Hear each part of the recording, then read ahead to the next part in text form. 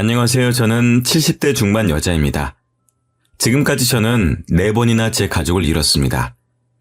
한 가족만 제 곁을 떠난다 해도 가슴이 찢어질 것 같은데 이런 일을 4번이나 겪고 나니 제 마음은 이미 갈기갈기 찢어져 흔적도 찾아보기도 힘들 정도입니다. 제 마음이 어떨지 짐작은 가시나요?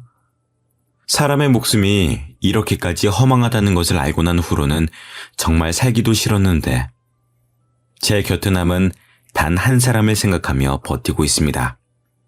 저는 어렸을 적부터 몸이 약했습니다. 얼마나 심했냐면 한참 뛰어놀 나이인 초등학생 때에도 더운 날에 밖에서 체육을 하면 3번 중에 1번은 쓰러졌습니다. 나머지 2번은 벤치에 앉아서 아이들이 뛰어노는 걸 지켜만 보고 있어야 했었죠. 건강하려면 운동을 열심히 해야 하는데 운동을 조금만 해도 어지럽고 쓰러지는 일이 많으니 운동을 할 수 없는 아이였습니다. 그러다 보니 공부를 조금만 심하게 해도 코피가 쏟아져서 성적도 늘 중하위권이었고 학교도 제대로 다니지 못하고 집에서 쉬는 날이 많았습니다. 그렇게 고등학교까지는 어찌어찌 졸업을 하고 일을 하려고 했었는데 무슨 일을 해도 제가 몸이 너무 약해서 얼마 가지 않아 못 버티고 쓰러져 버리니 회사 입장에서도 저를 쓰기 찜찜했었는지 3개월을 못 넘기고 해고당하기 일쑤였어요. 다행히 그때까지만 해도 저희 집이 부유했던 편이라 일을 안 해도 충분했었습니다. 그래서 결국에는 취직은 포기하고 집에서 요양을 하고 있었는데 제 눈길을 사로잡은 건 늘 같은 시간에 저희 집 앞을 지나다니는 한 남자였습니다. 늘 온몸에는 흙투성이에 먼지를 뒤집어 쓴 꼴을 하고서도 뭐가 그리 좋은지 신이 나서 걸어가는 모습을 보면서 그 사람이 궁금해지기 시작했어요. 그렇게 며칠을 그 사람을 보다가 하루는 직접 말을 걸어봐야 되겠다 마음을 먹고 그 사람이 지나가는 시간에 맞춰서 집 앞에서 기다리고 있었습니다. 제 예상대로 그 남자는 제 눈앞에 나타났고 저를 지나쳐 가려는 것을 붙잡았어요. 저기요, 잠깐만요. 그러자 남자는 주위를 휙휙 둘러보더니 아무도 없다는 것을 깨닫고는 자신을 가리키며 두 눈을 동그랗게 뜬 채로 저를 바라만 보고 있었습니다. 저는 이 집에 사는 사람인데요. 매일 그쪽이 지나가는 걸 봤거든요. 친해지고 싶어서 그런데 이름이 뭐예요? 남자는 처음에는 저를 이상한 사람 보듯 쳐다봤었지만 긴장해서 두 손을 한껏 모으고 어쩔 줄 모르는 제 모습을 보고서는 의심을 풀고 대답해 주었습니다. 그 남자는 저희 집 근처에서 일하는 건축업자였더라고요. 흙먼지들을 뒤집어 쓰고 있었던 이유를 바로 알 수 있었죠. 그날 이후 저는 종종 집 앞에서 그 사람을 기다렸고 남자는 제가 나와 있으면 잠시 대화를 했고 제가 나와 있지 않으면 제 방을 올려다보고 가곤 했습니다. 그렇게 저희는 만남을 이어오다 정식 연인으로 발전하게 되었습니다. 그런데 제가 남자를 만나는 것을 알게 된 집안은 그야말로 난리가 났어요. 너 만나는 사람이 건축 일을 한다고? 그럼 무식한 일을 하는 사람이랑 말은 통하니? 그래, 너 정신 차려. 네가 아직 사회생활도 제대로 안 해보고 많은 사람을 못 만나봐서 그런 사람이 눈에 들어오는 거지. 조금만 지나봐. 달라질걸? 그래, 얼른 정신 차려. 그런 남자를 못하러 만나? 언니와 어머니는 현장에서 일을 하는 사람을 대놓고 무시하시면서 헤어지라고까지 하시더라고요. 저는 절대 안 된다며 오히려 남자친구를 만나러 보란듯이 밖으로 데이트도 나갔었습니다. 하지만 어머니의 마음은 달라지지 않았어요. 오히려 아버지까지 합세했었죠. 너 요즘 만나는 사람 있다고 들었다. 별 볼 일 없는 사람 같던데. 그런 사람 만나면서 시간 낭비하지 말고 내가 봐놓은 선짜리나 나가봐라. 아버지는 아버지의 사업에 도움이 될 만한 사윗감들로 선짜리를 주선하기 시작하셨어요. 저는 절대로 안 나가겠다면서 버텼었지만 결국엔 어머니의 손에 붙잡혀 나갔었습니다. 제 말은 들은 채도 않고 상대 남자가 결혼하고 싶다는 의사를 밝혀오면 집에서는 그 남자와 결혼하는 게 어떻겠냐며 성화하고 난리였어요. 어차피 몸도 약해서 일도 제대로 못하고 그렇다고 머리가 뛰어난 것도 아니니 그냥 내가 봐놓은 괜찮은 남자랑 결혼해. 에? 그거 너도 좋고 우리 집안에도 좋은 거야. 그게 어떻게 저한테 좋은 거예요? 저는 싫어요. 결혼은 제가 좋아하는 사람이랑 할 거예요. 제가 알아서 하게 내버려 두세요. 어쩜 너는 그렇게 제가 하고 싶은 것만 하려고 할 수가 있니? 자꾸만 그렇게 네 마음대로 할 거면 집 나가서 그 남자랑 살아. 아버지도 화가 날 대로 나셔서 저에게 소리를 쳤고 저는 그 말에 고지곳대로 알겠다고 하고 짐을 싸들고 나와 남자친구의 집으로 향했습니다. 남자친구에게 결국 그동안 강제로 선을 보고 있었던 것도 모두 털어놓았고 그 이야기를 모두 듣고서는 화도 안 내더라고요. 오히려 그럼 선을 못 보게 얼른 결혼해버리자며 먼저 말을 건넸습니다. 저도 그 생각에 동의했기 때문에 일주일 후 아버지의 화가 조금이나마 풀리셨을 거라고 생각하고 집으로 남자친구와 인사를 드리러 갔어요. 남자친구는 부모님이 안 계셔서 지금까지 쭉 혼자 지내왔다고 하더라고요. 그래서 저희 집에서 허락만 받으면 됐었죠. 초반까지는 그래도 싫어하지도 좋아하지도 않는 분위기였습니다.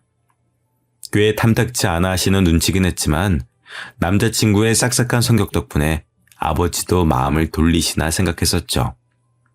하지만 남자친구가 부모님이 안 계시다는 이야기를 기점으로 분위기는 완전히 뒤바뀌고 순식간에 살얼음판이 되어버렸어요.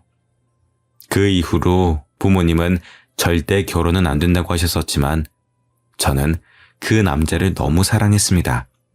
결국에는 그날 밤 저를 방에서 나오지 못하게 어머니가 제 방문 앞을 지키고 계셨고 저는 창밖으로 몰래 탈출해 남자친구와 도망쳐 혼인신고를 해버렸어요. 결국에는 부모님과 저는 연이 완전히 끊겨버렸죠. 그 이후로 남편과는 작은 다툼 하나 없이 3년을 넘게 살았습니다. 아이를 가지고 싶었고 제가 몸이 좋지 않아 임신이 힘들었지만 남편은 그럼에도 아무런 재촉도 하지 않고 둘이더라도 충분히 행복하다면서 오히려 긍정적으로 생각했습니다. 그런데 남편과 결혼한 지 4년째 되던 날 저희에게 아이가 찾아왔습니다. 생각지도 못하고 있다가 속이 며칠째 더부룩해서 체한 줄로만 알고 병원에 찾아갔다가 저희에게 아이가 생겼다는 기쁜 소식을 들을 수 있었어요. 남편도 내심 아이가 있었으면 바라고 있었던 건지 정말 기뻐하더라고요. 그 이후로 저와 남편은 아이가 세상에서 나올 날만 손꼽아 기다렸습니다. 그런데 아이는 뭐가 그리 급했는지 한 달이나 일찍 세상에 나왔어요. 그러다 보니 몸도 다른 아이들보다 훨씬 약했었고요. 아이는 제 품에 한번 안기고서는 바로 신생아 치료실로 들어갔습니다. 그래도 제가 퇴원할 때쯤에는 몸이 많이 튼튼해져서 함께 집으로 돌아올 수가 있었어요. 그 이후로 남편과 저는 아이를 키우는 맛으로 살았습니다. 딸이 아주 작은 소리라도 내면 남편과 저는 순식간에 딸에게 집중을 했었죠. 퇴원은 했었지만 저도 아이도 몸이 너무 약해서 남편도 여러모로 신경을 많이 썼어요. 아이가 열이 자주 나서 그 이후로도 병원을 자주 들락거려야만 했었거든요. 그런데 하루는 아이가 열이 올라서 한참이 지나도록 열이 안 떨어지는 거예요. 갈수록 심해지는 열에 저는 아이를 안고 병원으로 달려갔습니다. 그런데 병원에 가서도 상황이 나아지지 않았어요. 아이는 이틀이 넘도록 열이 펄펄 끓었고 겨우 열이 내렸을 때에는 이미 뇌에 손상이 가서 목숨이 위태로웠습니다. 제발 살려만 달라고 빌었지만 결국 태어난 지 1년도 채우지 못하고 저희는 그렇게 아이를 떠나보내야만 했습니다. 집에서 떠나질 않던 웃음소리가 아이가 떠난 후로는 뚝 끊겨버리고 슬픔에 빠진 저는 한동안 잠도 제대로 못 자고 눈물만 흘려댔습니다. 먼저 정신을 차린 건 남편이었습니다.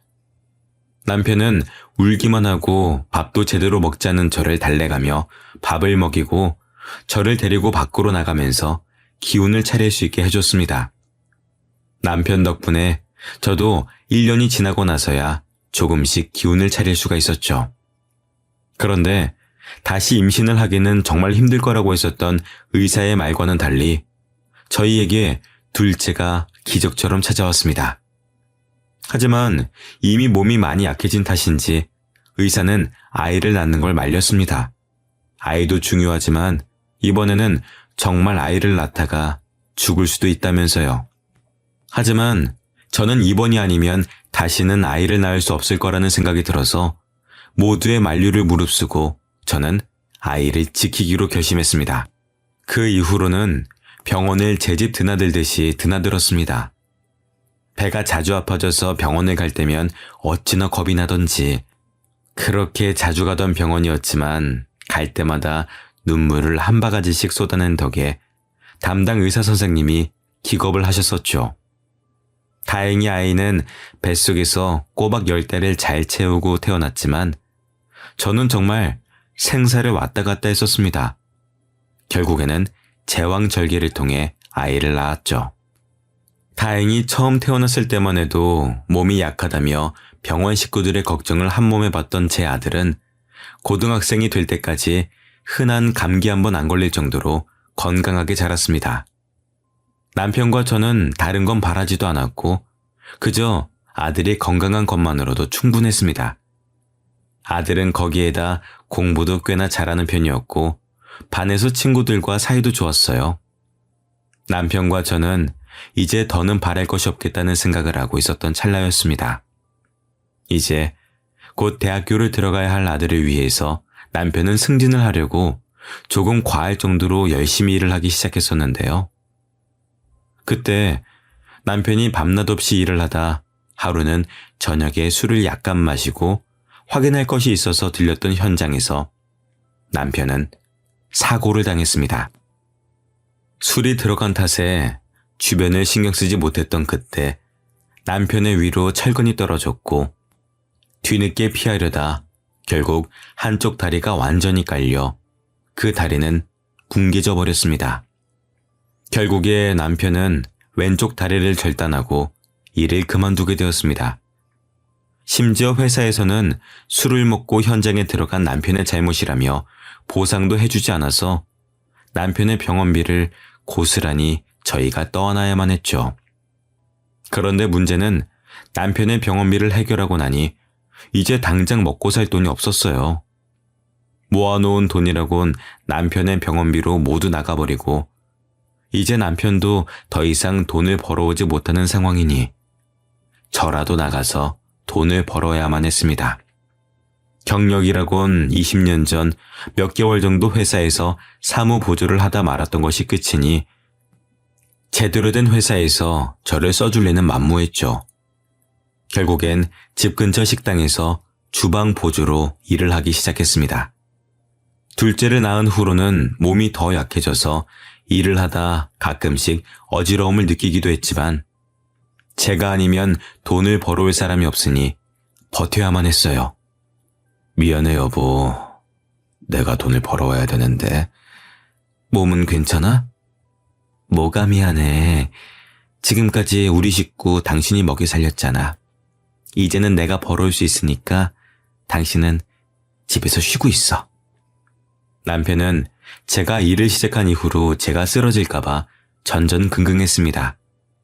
아들도 피곤해하는 제 모습을 보면서 학교를 다니고 친구들이랑 노는 것만으로도 바쁠 텐데 제가 퇴근하고 집에 오면 집안일을 싹 해놓고 저녁까지 해놓고 공부하러 갔었죠. 덕분에 집에 오면 편하게 쉴 수 있었어요. 그런데 하루는 아침부터 몸에 기운도 없고 어지러운 느낌이 들었습니다. 하지만 돈을 벌어야 하니 억지로 참고 일을 하고 있었는데 갑자기 눈앞이 핑 하고 돌더니 그대로 저는 쓰러져 버렸습니다. 그리고 눈을 뜨니 제 눈앞에는 남편과 아들이 울었는지 두 눈이 빨갛게 되어서는 저를 내려다보고 있었어요. 눈을 뜬 저를 발견하고 두 사람은 호들갑을 떨었죠. 여보, 괜찮아? 내가 미안해. 이제 내가 돈 벌 테니까 당신은 집에서 쉬어. 엄마, 아니야. 내가 돈 벌어올게. 나도 돈 벌어올 수 있어. 내가 미안해. 다들 뭐가 그렇게 나한테 미안해. 안 그래도 돼. 돈은 내가 벌 수 있어. 다들 쓸데없는 소리 하지 말고 나한테 맡겨. 지금 당신한테 맡기다가 당신이 쓰러졌는데 어떻게 당신한테 맡길 수가 있어. 당신은 이제부터 집에서 쉬어. 몸도 약한 사람이 그렇게 힘든 일을 하니까 이렇게 쓰러지지. 아들도 남편의 말에 동감한다는 듯 고개를 몇 번 끄덕이더니 두 사람은 합심해서 저에게 일을 그만두라며 성화였습니다. 식당 사장님도 몸이 허약해서 맘 놓고 쓰기 어려울 것 같다며 먼저 저에게 그만 나왔으면 좋겠다라고 말씀하시더라고요. 결국에는 저는 일을 그만두고 집에서 일을 쉬게 되었습니다. 그래도 몇 개월을 일했으니 조금 모아둔 돈으로 쉬다가 다시 나가서 일할 생각이었어요. 그런데 이번에는 아들이 더 빨랐습니다. 아들은 제가 쓰러진 이후로는 새벽같이 일어나서 학교를 간다며 집을 나섰는데 알고 보니 신문 배달에다 우유 배달까지 하고서 일찍 학교를 가서 잤다 그러더라고요. 그 후로 피곤하다 보니 성적도 조금씩 떨어지고 처음 고등학교를 들어갈 때만 해도 중상위권이었던 성적은 날이 갈수록 중하위권으로 떨어졌습니다. 결국 아들은 대학도 가지 않고 졸업하자마자 작은 회사에 취업을 해서 돈을 벌면서 저희 집안에 가장 노릇을 하기 시작했어요. 그런 아들이 기특하기도 했지만 제 짐을 떠넘긴 것 같아서 늘 미안한 마음이 있었습니다. 아들은 그런 상황에서도 불만 한번 털어놓는 법 없이 조용히 돈을 모아서 남편의 의족을 맞춰주었어요. 생각지도 못한 선물에 남편은 눈이 휘둥그레졌죠. 그런 아들의 서프라이즈는 그뿐만이 아니었습니다. 아들은 그 후로 얼마 지나지 않아서 자신의 여자친구와 결혼하고 싶다며 여자친구를 데려왔죠. 그 여자친구는 처음부터 엄청 애교도 많고 싹싹하게 굴더라고요. 어머님, 어쩜 너무 고우세요. 피부도 좋으시고. 어머님 닮아서 오빠가 이렇게 인물이 좋은 건가 봐요. 뭐라고 하는 거야? 부끄럽게 그런 말 하지 마. 아버님, 이것 좀 드셔보세요. 사과가 달아요. 아들이 데리고 온 여자친구는 어찌나 싹싹하던지 평소에 낯을 많이 가리는 저도 순식간에 무장해제를 만들고 어느 틈엔가 왁자지껄하게 떠들게 만들게 하더라고요.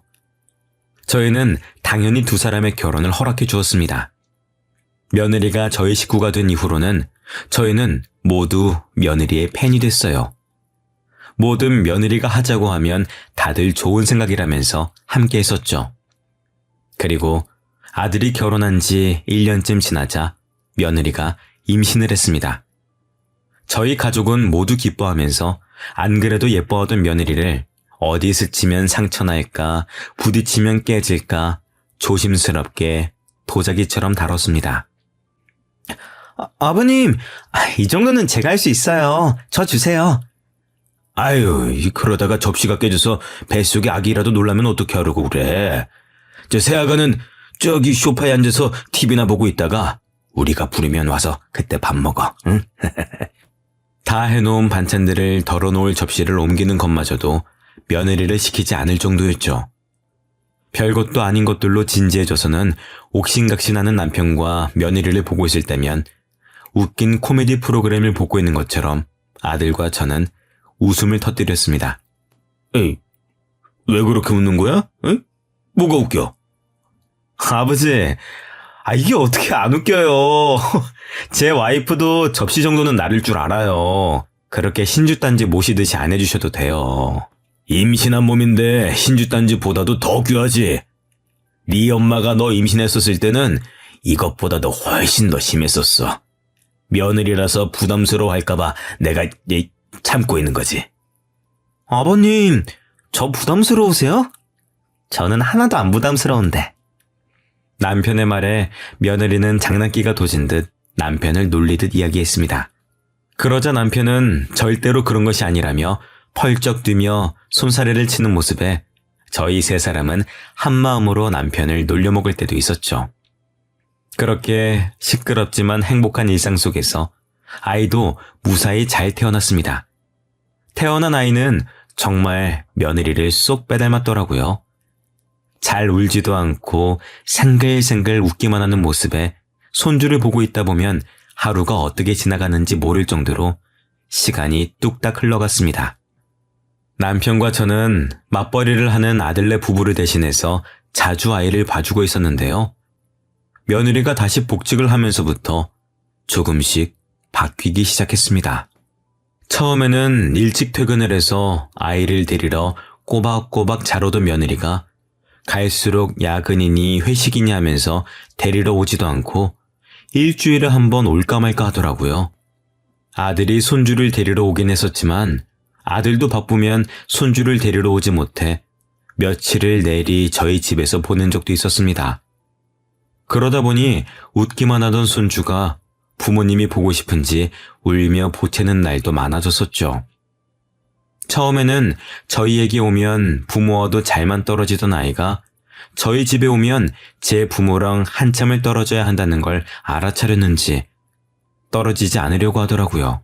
그 모습에 저희도 마음이 안 좋아져서 아들이든 며느리든 둘 중 하나는 일을 잠시 쉬면서 아이랑 함께 시간을 보내주라고 말했었지만 두 사람은 한치의 양보도 없었습니다. 이번에는 당신이 양보해줘. 나 이번 일만 잘 풀리면 승진이야. 그럼 돈도 훨씬 더 벌 수 있는데 내가 그걸 포기할 수가 없잖아. 당신만 그래? 나도 그래. 나도 아이 낳고 이제 겨우 복직해서 제대로 일하기 시작했는데 어떻게 그만둬? 지금 쉬면 나중에 복직 못해. 아들과 며느리는 그때를 기점으로 자주 다투기 시작한 것 같았습니다. 괜히 저희가 말을 해서 사이좋던 두 사람 사이가 나빠진 건 아닌지 마음이 불편했었죠. 그럴수록 눈치도 없이 손주는 부모님과 떨어지지 않으려 안달이었습니다. 아들이나 며느리가 눈에 보이지 않을 때면 어찌나 울어대는지 마음이 참 아팠어요. 막상 또 아들과 며느리가 아이랑 함께 있으면 잘 놀아주는 편이라 무작정 두 사람이 잘못했다고만은 할 수가 없어서 답답한 노릇이었죠. 결국에는 돈을 더 많이 벌어오는 게 아들이니 아들이 계속 직장을 다니고 며느리는 잠시 동안 일을 쉬면서 아이를 돌보게 되었습니다. 아들은 아이를 키워야 하니 돈을 더 많이 벌어오겠다면서 지방을 전전하는 현장직으로 근무를 바꿨어요. 그렇게 하면 확실히 돈은 더 벌 수 있다고 하더라고요. 하지만 며느리는 처음에는 손주를 잘 돌보는 것 같다가 또다시 밖으로 나돌기 시작했습니다. 아가야, 어딜 그렇게 나가는 거야? 기현이는 우리한테 내팽개치고. 어머님, 죄송해요. 제가 일이 있어서요. 잠시만 기현이 좀 봐주세요. 며느리는 일주일에 두세 번은 저희 집에 아이를 맡겨두고 나가는 일이 생겼습니다. 갈수록 아이에게 관심이 없어진 것 같아 남편과 저도 걱정이 많았어요. 설마 새아가 밖에서 다른 짓 하고 다니는 건 아니겠죠? 무슨 그런 소리를 해. 새아가가 어디 그럴 애야? 우리가 모르는 무슨 일이 있는 거겠지. 조금만 기다려봅시다. 하지만 더 이상은 며느리를 기다리고만 있을 수는 없는 상황이 벌어졌습니다. 오랜만에 김치를 담가서 김장김치를 나눠주려고 아들네 집에 들렸었는데 초인종을 누르니 며느리가 나오긴커녕 집안에서 아이의 울음소리만 들렸어요. 저는 며느리가 집안에서 큰일이라도 당했나 싶어서 다급하게 경비를 불러서 문을 열어 집 안으로 들어갔습니다. 그런데 집에는 며느리는 없이 손주만 덜렁 있었어요. 심지어 책장에 깔린 채로요. 저는 깜짝 놀라 책장을 들어 아이를 빼냈고 손주는 놀랐는지 한참을 울음을 멈추질 못했습니다. 다행히 뭔가 많이 쌓아놓는 책장이 아니어서 그렇게 무거운 편은 아니었지만 2살배기 아이에게는 충분히 위협적인 무기였었죠. 저는 처음으로 며느리에게 화가 잔뜩 나서 전화를 했습니다. 무슨 일이라니? 너는 집에 애 혼자 두고 어딜 그렇게 돌아다니는 거야? 애가 12살도 아니고 겨우 2살인 애를 두고 집 밖을 나갈 정신이 있니? 집에 오셨어요? 말씀하고 오시지. 저도 정말 잠깐 나갔었던 거예요. 밖에서 그렇게 오래 있었던 것도 아니고요. 지금 바로 들어갈게요. 됐다. 집에 가봤자 기현이 없어. 기현이 책장에 깔려서 지금 병원이다. 병원에서 검사해보고 우리 집으로 데려갈 테니까 그렇게 하라. 네? 기현이가요? 많이 다쳤어요? 무슨 병원이에요? 이미 늦었어. 이제서야 기현이가 어떤지 궁금하긴 하니? 저는 화가 나서 며느리에게 병원도 어딘지 알려주지 않고 끊어버렸습니다. 다행히 손자는 어디 한 군데 크게 다치질 않아서 바로 퇴원할 수 있었습니다.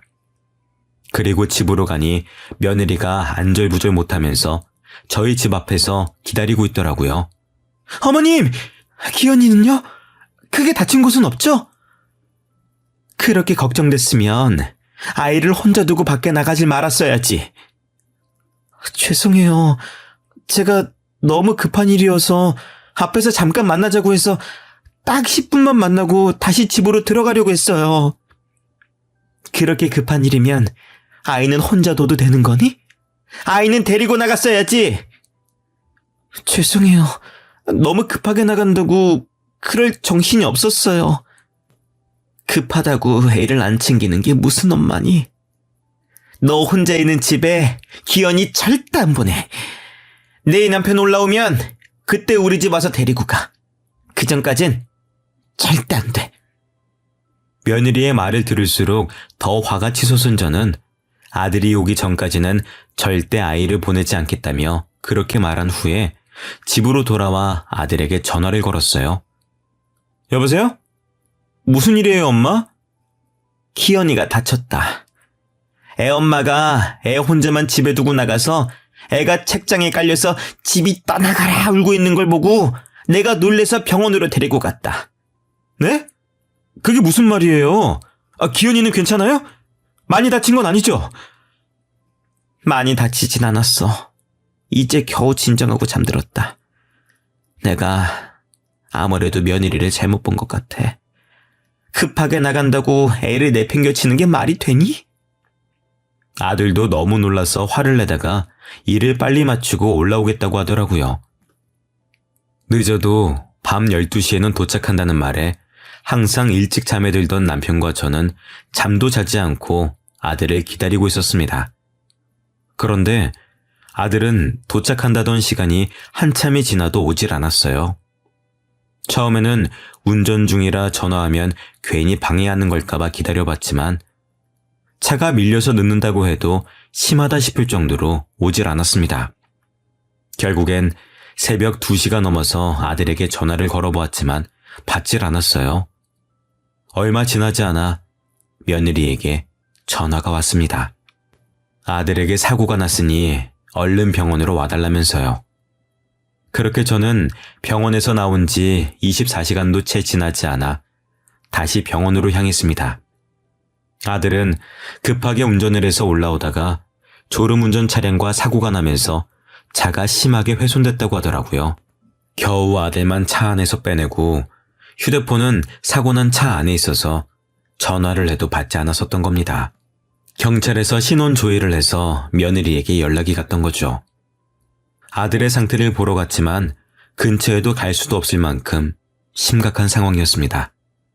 병상을 둘러싼 많은 사람들이 아들을 살리기 위해서 온갖 가진 노력을 다했었지만 아들은 결국 그 자리에서 일어나지 못하고 숨을 거두고 말았어요. 남편과 저는 다리에 힘이 풀려 그 자리에 주저앉았습니다. 너무 현실성이 없어서 정말 꿈인 것 같았습니다. 모든 게 다 거짓말 같았어요. 겨우 키워놓은 아들마저 세상을 떠나니 모든 게 허망하더라고요. 처음에는 눈물도 안 날 지경이었습니다. 그 상황 자체를 받아들이질 못해서 아들은 아직 지방에서 올라오지 않은 거라고 생각하고 아들에게 계속 전화만 걸어댔었지만 결국에는 현실을 받아들여야만 했습니다. 아들에게 아무리 전화를 걸어도 전화는 연결되지 않았고 저는 그제야 아들이 정말 세상을 떠났다는 걸 실감하고서 그대로 무너져 내렸어요. 늘 제 옆에서 든든하게 받쳐주던 남편도 이번만큼은 도저히 감당할 수가 없었는지 함께 무너져 내려서 저희는 부둥켜 안고 울다가 그대로 저희 둘 다 실신까지 했습니다.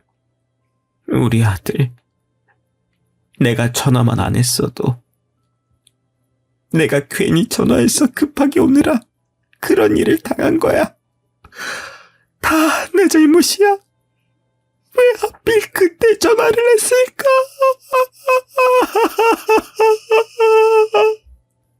저는 제 스스로를 용서할 수가 없었습니다. 제가 아들에게 전화만 하지 않았더라면 이런 일이 일어나지 않았을 거라는 생각에 제 자신이 너무 미웠습니다. 심지어 제가 정신을 차렸을 때는 이미 아들의 장례식조차 끝이 나 있었습니다. 정말 낳기만 하고 해준 것도 없는 엄마가 된 것 같아 아들에게 너무 미안했어요. 아이 좀 더 돌봐주는 게 뭐가 그렇게 어려운 일이라고 두 사람 사이에 분란을 만들었는지 과거로 돌아갈 수만 있다면 제 입을 막아버리고 싶었습니다. 뒤늦게 아들의 묘를 찾아가 처음으로 그날 아들과 술 한잔을 했습니다. 아들에게 미안하다는 사과를 수백 번을 했지만 달라지는 건 없었어요. 제 마음이 여전히 죄책감으로 가득한 것조차 똑같았습니다. 그런 와중에 저희는 손자를 누가 키울지 결정해야 했습니다. 당연히 아이의 엄마인 며느리가 키워야 하는 게 맞지만 저는 더 이상 며느리를 믿지 못했었죠. 솔직히 나는 너 못 믿겠다, 아가. 어머님, 죄송해요. 제가 그런 실수를 한 것도 다 인정해요. 네가 혼자 키우면 또 이러지 않을 자신이 있니? 더는 이런 일이 생기지 않을 거라고 각서라도 쓰면 아이를 데려갈 수 있게 해줄게. 하지만 며느리는 한참을 생각하더니 고개를 좌우로 저었습니다. 어차피 각서라고 해봤자 법적 효력도 없는 것이니 그냥 쓰고 데려갈 수도 있었던 건데 며느리는 오히려 그럴 수 없을 것 같다면서 아이를 포기하고 떠나가더라고요. 그 이후로 저와 남편 둘이서 손자를 키우며 살아왔었는데요. 할머니 할아버지 밑에서 자라서 주위 친구들이 놀려서 기가 죽으면 어쩌나 걱정도 많았지만 손자는 그런 기색 하나 없이 저희를 부모처럼 생각하며 자라왔습니다. 중간에 사춘기가 와서 반항을 조금 하긴 했지만 요즘 아이들의 사춘기에 비해서는 귀여운 수준이었었죠. 손자가 고등학교에 입학하고 얼마 지나지 않아 저에게는 또 불행한 일이 닥쳤습니다. 바로 남편이 간암에 걸렸다는 거였어요. 왜 아이들을 다 키워놓기만 하면 주위에서 이렇게 안 좋은 일들이 생기는 건지 정말 하늘이 원망스러웠었죠. 심지어 남편은 몸이 안 좋다는 걸 느끼고 있으면서도 손자 대학 등록금이 모자랄까 자기 병원비를 아끼려고 병원조차 가지 않고 버티고 있더라고요. 갈수록 남편의 얼굴이 거무칙칙해지는 게 이상해서 피부 문제인가 생각했었는데 이미 간암이 다른 곳까지 전이가 돼서 치료가 힘들겠다고 하더라고요. 남편은 다리를 잃은 이후로 술을 마시기 시작했었는데 아들이 사고로 죽고 난 다음부터는 틈만 나면 아들에게 가서 이야기하다 술도 한잔하고 오는 게 일상이 되어버렸거든요. 아무래도 그것들이 쌓이고 쌓이다 보니 결국 병이 돼버린 것 같았습니다. 아무래도 우리 아들은 당신보다 날 더 좋아했던 것 같아. 그러니까 아빠가 보고 싶어서 이렇게 먼저 데려가지. 당신, 그런 말 말아요. 무슨 그런 무시무시한 소리를 아무렇지도 않게 해. 당신은 천천히 와. 내가 먼저 가서 우리 딸하고 둘째 아들하고 놀고 있을게. 남편은 자신이 맞이할 결과를 알고 있다는 듯 모든 것을 체념한 채로 재미없는 농담을 하며 하루하루 버텨냈습니다. 늦었지만 그래도 치료를 해보기 위해서 남편은 병원에서 항암 치료를 시작했었지만 이미 나이가 있어서 그런지 치료를 버텨낼 체력이 부족했었는지 결국 수술조차 제대로 받아보지 못하고 병원에서 숨을 거두었습니다. 도대체 몇 번째인지 하늘을 원망할 힘도 없었어요. 제게 온 두 아이부터 남편까지 제 가족은 모조리 제 곁을 떠났습니다. 혹시나 손자에게도 그런 불행한 일이 닥치진 않을까 걱정되기 시작했죠. 그래서 손자만큼은 힘든 일도 하지 않고 편하게 자랐으면 했습니다. 하지만 그것조차 제 마음대로 되질 않았어요. 남편이 죽고 나온 보험금도 남편의 병원비를 해결하고 그렇게 많이 남지도 않더라고요. 그래서 저는 다시 일을 시작할 수밖에 없었습니다. 나이는 꽤 있었지만 그래도 저를 받아주는 곳이 있긴 있더라고요. 그래도 요리는 꽤 잘하는 편이라 주방에서 일을 할 수가 있었습니다. 하지만 그렇게 일을 한 지 2달도 채 지나지 않아 그만 불에 심하게 손을 대어서 한동안은 붕대를 칭칭 감은 채로 살아야 했습니다. 당연히 일도 그만둬야 했었죠. 나이가 있으니까 화상을 입은 손이 낫는 것도 더디더라고요. 점점 생활비가 줄어가는데 일은커녕 일상생활조차도 힘드니 걱정이 늘어갔습니다. 그런데 그런 제 걱정을 알아차린 건지 손자가 이번에는 아르바이트를 하기 시작했어요. 손자는 저녁에 야간 자율학습을 빼고 아르바이트를 하는 것도 모자라서 주말에도 아침부터 저녁까지 일을 하더라고요. 그런 모습에 손자를 말리고 싶었지만 말린다고 해서 모든 게 해결되는 게 아니니 참 여러모로 걱정이 많았었습니다. 그런데 공부도 곧잘하던 손자가 대학을 안 갈 거라며 저에게 말을 하더라고요. 아무래도 등록금을 낼 돈이 없으니 걱정이 돼서 그런 것 같았습니다.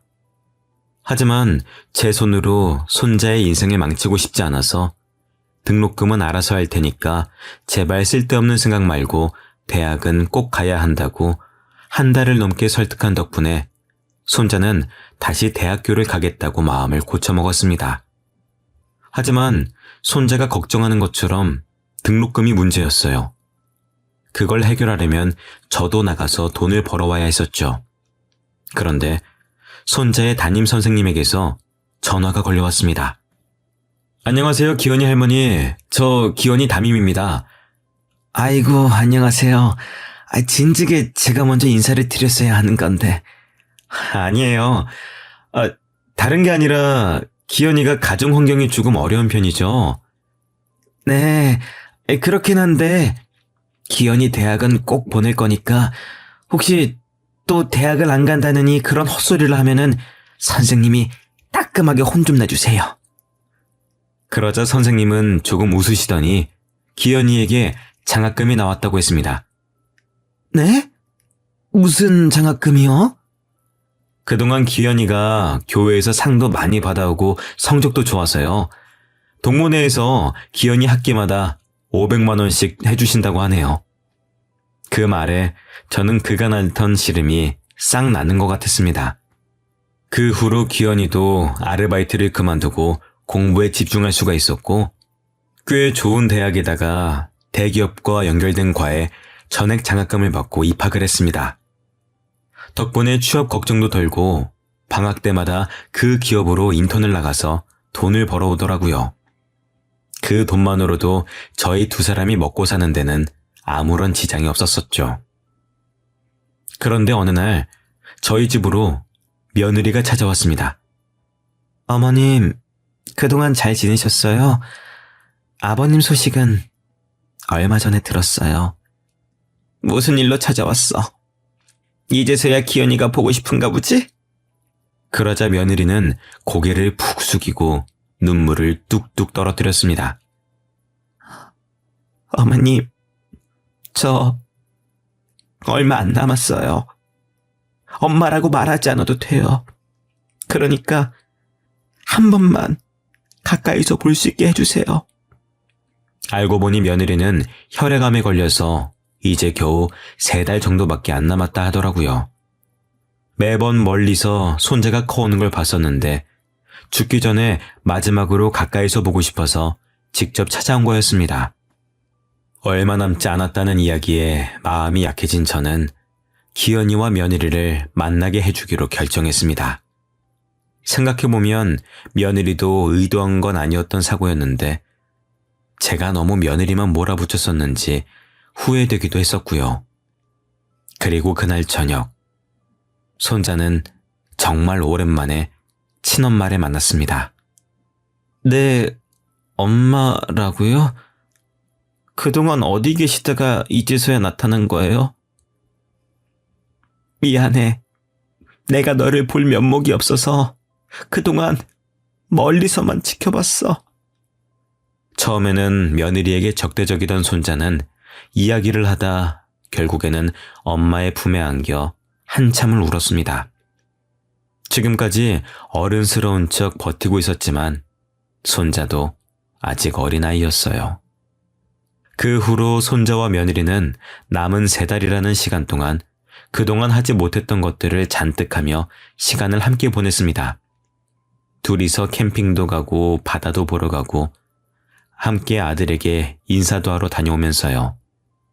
하지만 그 떨어져 있던 사이의 공백을 다 메우기도 전에 며느리는 세상을 떠났습니다.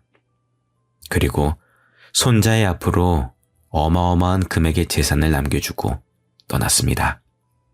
알고 보니 며느리는 그동안 꽤 돈을 많이 벌어왔나 보더라고요. 며느리의 친구이자 대리인에게 이야기를 들으니 손자를 혼자 두고 나갔던 날 며느리가 믿고 투자금을 맡긴 사람이 도망쳤다는 이야기에 황급히 나갔었던 거였어요. 제 아들이 지방을 돌아다니며 힘든 일을 하는 게 싫어서 자기가 직접 퇴직금으로 투자를 하려고 사람들을 만나면서 정보를 찾아다녔었는데 그게 저의 눈에는 그저 놀러만 다니고 있었던 걸로 보였던 겁니다.